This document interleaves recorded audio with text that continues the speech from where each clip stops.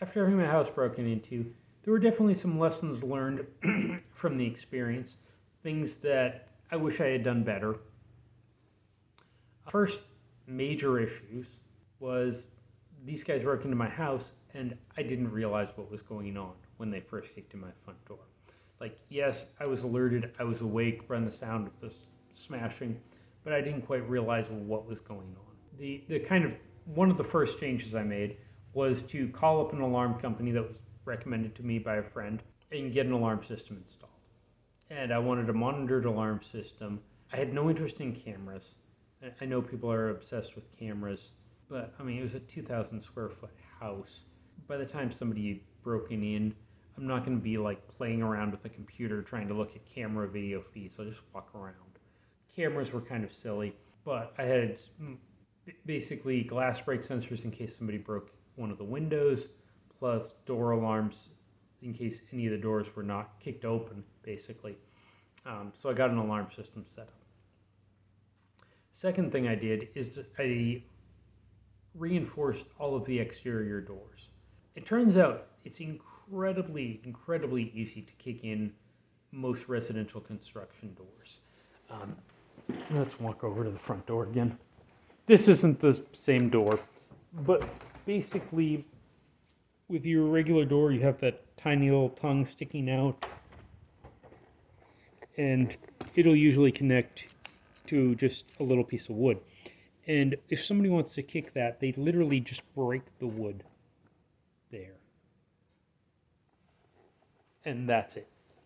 So, and most construction is pine, so it's a soft wood. And I'll just knock that out.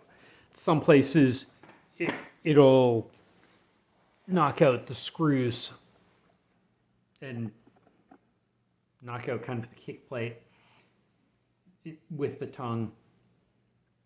But all of that is incredibly soft wood, and it's incredibly easy to kick down the doors. So the second thing I did was I picked up a set of door armor, which you just saw. I've got another video that goes over how to install it. So I put the door armor to kick-proof all of my exterior doors. About 2 weeks later, somebody came back again and tried to kick the front door. And that time, I literally flipped on and off master bedroom light a few times, went back to bed, and in the morning I cleaned the boot print off. Once again, muddy boot print on my front door. So that was kind of annoying, but the door reinforcement definitely works. And the third thing I changed is, well, third-ish, I changed what I've got next to the bed in case something happens like this again. At the time this happened, I had just a pistol with a loaded magazine in it.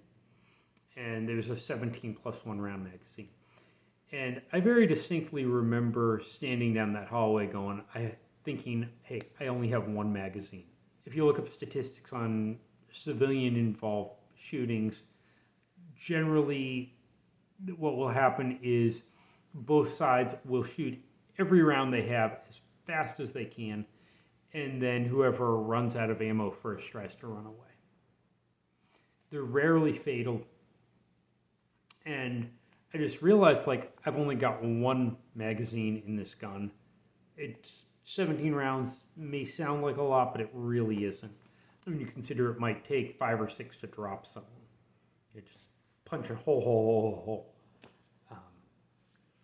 So, as crazy as this sounds, I switched over from using Smith & Wesson M&Ps to using Glocks, and now my bedside gun is a Glock 19 with a 33 round mag in it. And I thought they'd be annoying and get in the way. It turns out once you have the gun in your hand, like if you rotate, if I'm holding the gun out or both hands on it, the magazine extends down here and it's not in the way. I also updated, I've got a kit next to my bed, and I'll show that in the next video. With basically the gun, a first aid kit, because if you have a way to make holes, you should have a way to plug holes, spare magazines, and I have a key to the house and a key to my truck in that kit. Plus I've got an old ID. think it's actually a Massachusetts concealed handgun license. But so I have something, I can just grab this kit, and I have a weapon, I have medical, I have ammo, lots of ammo. And I have that ID on me. So if a police officer says, hey, can I need to see your ID, I've got it. I also put some of my personal business cards in there. If you don't have personal cards, it's basically my name, cell phone number, and LinkedIn page with a CR code you could scan. I occasionally give them to my neighbors if I need to give somebody my name and phone number really easily. Here's my card. So I've got some of those in there. Just as and a Leatherman. So the idea was anything I wish I had had with me the last time this happened, I wanted to have with me. And I figure if there's a more involved incident, I might be outside, and having that spare house key would be handy to avoid getting locked out. And having a personal card I can give to the police along with an old ID that's already with me. It's potentially easier. Yeah, that was pretty much it for the lessons learned. Come on back next week and I'll go over the actual kit that I've got set up currently.